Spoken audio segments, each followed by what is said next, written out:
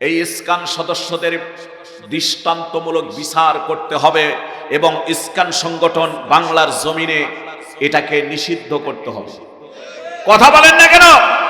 এই সন্ত্রাসী সংগঠন থাকতে পারে না, এই সন্ত্রাসী সংগঠনকে নিষিদ্ধ করতে হবে। আমরা বহুবার দেখেছি সিলেটে নামাজ তারাবির নামাজরত অবস্থায় মসজিদে তারা আক্রমণ করেছে, অনেক জায়গায় মসজিদে গুলি চালিয়েছে, তারা তরবারি নিয়ে। এত সন্ত্রাসী সংগঠন, এদের প্রত্যেকের হাতে অগ্নি অস্ত্র, দেশীয় অস্ত্র, সব ধরনের অস্ত্র পাওয়া যায়। এদেরকে এদেশের ভিতরে থাকতে দেওয়া হবে না, এদেরকে বন্ধ করতে হবে। জোরে বলেন কথা ঠিক কিনা? গতকাল আপনারা দেখেছেন চট্টগ্রামে যে অবস্থা। আমার ভাইরা, এদেশে শতকরা 90% উপরে মুসলমান। কথা বলেন না কেন ঠিক কিনা?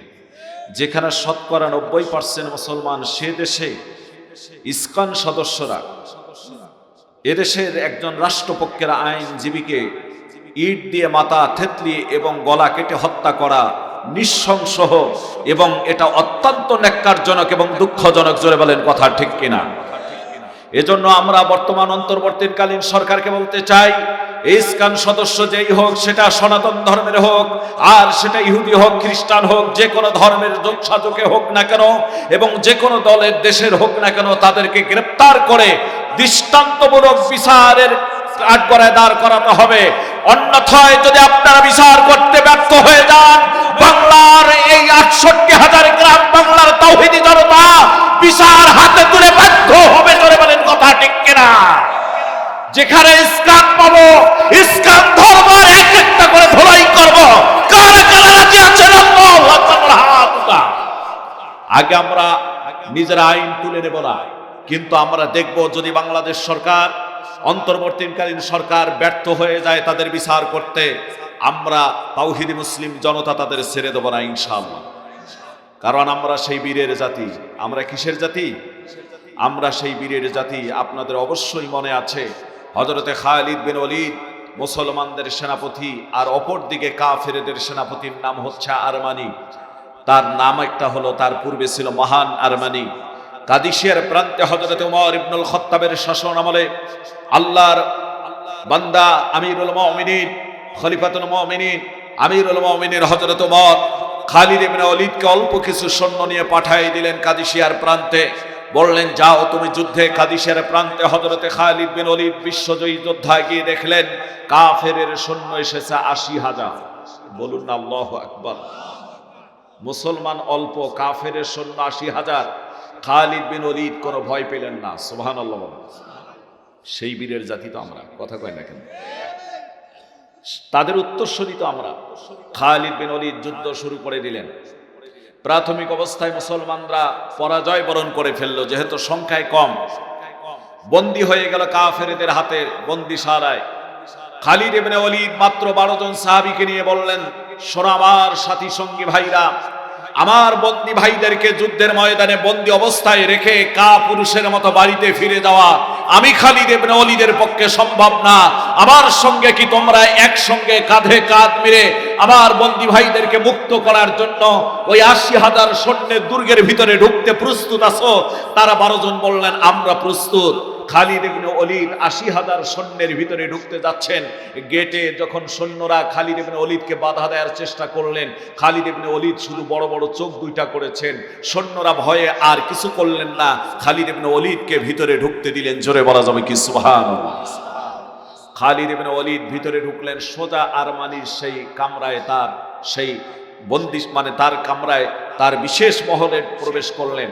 আরমানি খালিদ ইবনে ওলীদকে দেখার পর বললেন, খালিদ ইবনে ওলীদ, এত বড় স্পর্ধা, আমার দরবারে ঢুকতে গেলে অনেক নিয়ম কানুন মানতে হয়। ডাকলেন আগে সৈন্যদেরকে গেটের, এই তোমরা থাকতে এরা কি করে ভিতরে ঢুকলো? বললেন যে আমরা ওদের চোখ দেখে ভয় পেয়ে গেছি খালিদ ইবনে ওলীদের, তাই তো কিছুই বলতে পারিনি, আমরা তাদেরকে ভিতরে ঢুকতে দিয়েছি। খালিদ ইবনে ওলীদেরকে বললেন, আমার এই দরবারে ঢুকতে গেলে কিছু নিয়ম নীতি মানতে হয়। আমার দরবারে ঢুকতে গেলে মাথা নিচু করতে হয়, হাত জোর করতে হয়, কখনো সিজদা করতে হয়। তুমি কোন নিয়ম নীতি তোয়াক্কা করনি, তুমি আমার দরবারে বিনা দ্বিধায় ঢুকে পড়েছ, তোমার পরিণতি কি হতে পারে? খালিদ ইবনে ওলীদ বললেন, মুসলমান আল্লাহ ছাড়া কারো কাছে মাথা নত করে না। জোরে বলেন আল্লাহু আকবার। মুসলমান আল্লাহ ছাড়া কারো কাছে মাথা নত করে না, আমি কি তোমার কাছে মাথা নত করব? খালিদ ইবনে ওলীদকে বললেন, শোনো, আমি এই মুহূর্তে কি করতে পারি জানো? বললেন যে আপনি অনেক কিছু করতে পারেন, তবে কি করতে চান আপনি?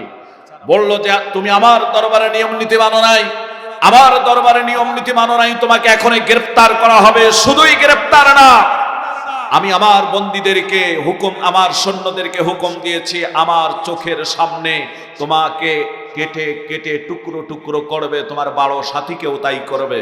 খালিদ ইবনে ওলীদকে যখন সৈন্যরা ধরতে আসবেন, সেই কাফের সেনাপতির নির্দেশে তখন খালিদ ইবনে ওলীদ তরবারির খাপ থেকে তরবারিখানা বের করে নিয়ে মুসলমান 12 জন সাহাবীর উদ্দেশ্যে একটা বক্তব্য দিয়েছিলেন।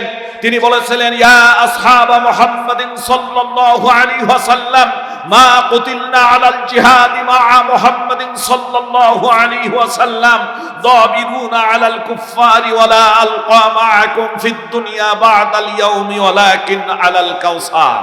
তিনি বলেছিলেন, হে আল্লাহর নবীর সাহাবীরা, তোমরা শুনে নাও, বহু যুদ্ধে আল্লাহর নবীর নেতৃত্বে কাফেরদের বিরুদ্ধে তোমরা যুদ্ধ করেছো, বহু যুদ্ধে নবীর সঙ্গে সঙ্গী হয়ে অংশগ্রহণ করে জিহাদের ময়দানে ঝাঁপিয়ে পড়েছো।